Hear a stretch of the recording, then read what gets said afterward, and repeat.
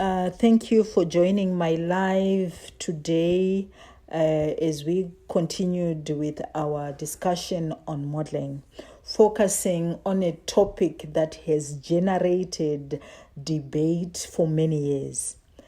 Why do models wear swimwear on stage? Before I answer that question, let me ask you, what is the purpose of a beauty pageant? Is it simply about beauty, or is it about wearing expensive gowns, or it is about representing your country and promoting its brand to the world? Historically, swimwear was introduced in pageantry as a way of promoting tourism and showcasing destinations with beaches, resorts, and holiday attractions. Contestants wore swimwear to demonstrate confidence, fitness, poise, discipline, and health lifestyle. As I was growing up, swimwear was mainly worn during auditions and preliminary judging, not necessarily on the main stage. However, as pageantry evolved, many competitions introduced swimwear presentations as part of the national show. But over the years, the world began asking important questions. Should a woman's worth be judged by what she looks like in a swimsuit? Should beauty be judged only by physical appearance? Should intelligence, leadership, community service, and purpose carry more weight?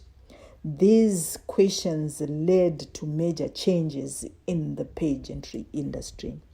Today, several prestigious pageants such as Miss America, Miss World, and the more recent one is Miss International have removed swimwear competition at their grand finale.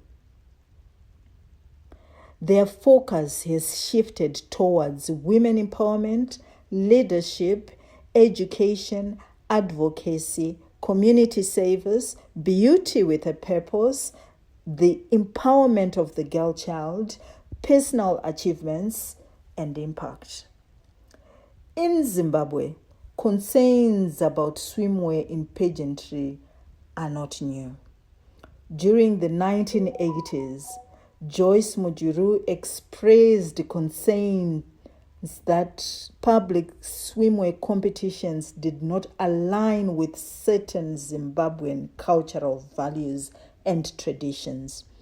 These debates continued to a period when the Miss Zimbabwe pageant faced suspension and restructuring. This raises another important question. How do we balance international pageantry standards with African cultural values? As Africans, we must never forget who we are. Our culture is our identity. When a model stands on an international stage, she is not only representing herself, she is representing her family, her community, her culture, and her nation. A model markets her country through the way she dresses, the way she walks, the way she greets people, the way she communicates, the way she presents her culture, her food, the tourism attractions she promotes. Imagine a model being asked, "Tell us about Zimbabwe." Would she be able to confidently talk about our own Victoria Falls, the great Zimbabwe, our wildlife, our cultural heritage, our traditional attire, or our hospitality? That is why training is extremely important. One of the biggest challenges facing the modeling industry today is that many people enter pageantry without proper training. Let me ask you, Can someone wake up today and become a doctor without training? Can someone become a lawyer without attending school? Can someone become a pilot without learning how to fly? The answer is no. The same applies to modeling. To be called a professional model, one should undergo proper training, which includes grooming, etiquette, deportment, public speaking, personal branding, leadership skills, communication skills, confidence building, cultural presentation, social etiquette, professional conduct. Grooming and deportment classes teaches a model how to behave professionally, how to communicate effectively, how to sit and stand correctly, how to walk with confidence, how to conduct themselves in public, how to represent sponsors and brands, how to become role models in the society. A crown alone does not make you a queen. Character makes you a queen. Discipline makes you a queen. Leadership makes you a queen. Service makes you a queen.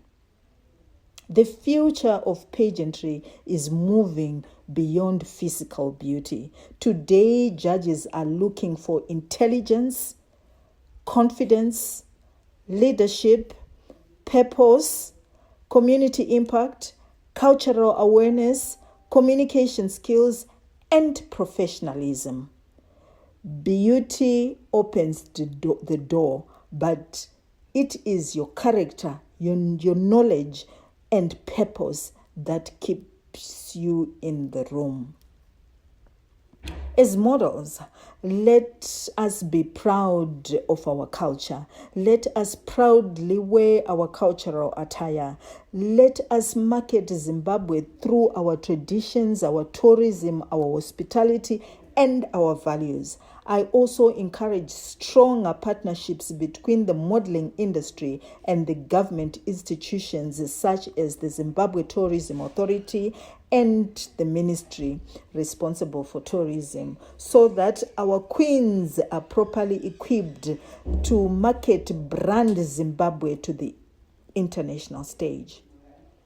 When our models travel abroad, they should not only carry beautiful gowns, they should carry the story of Zimbabwe. They should carry the spirit of Zimbabwe. They should carry the culture of Zimbabwe. They should carry the pride of Zimbabwe. Swimwear was historically introduced to promote tourism, fitness, confidence, and destination marketing. However, modern pageantry is increasingly focusing on women's empowerment, leadership, education, advocacy, and community service. As models, we must invest in grooming, etiquette, and deportment training so that we become true ambassadors to our nation. Let us celebrate our culture, embrace professionalism, and use modeling as a platform to positively market Zimbabwe to the world. Remember, a beautiful face may attract attention, but it is character, purpose, intelligence, and leadership that leaves a lasting legacy. Thank you for listening.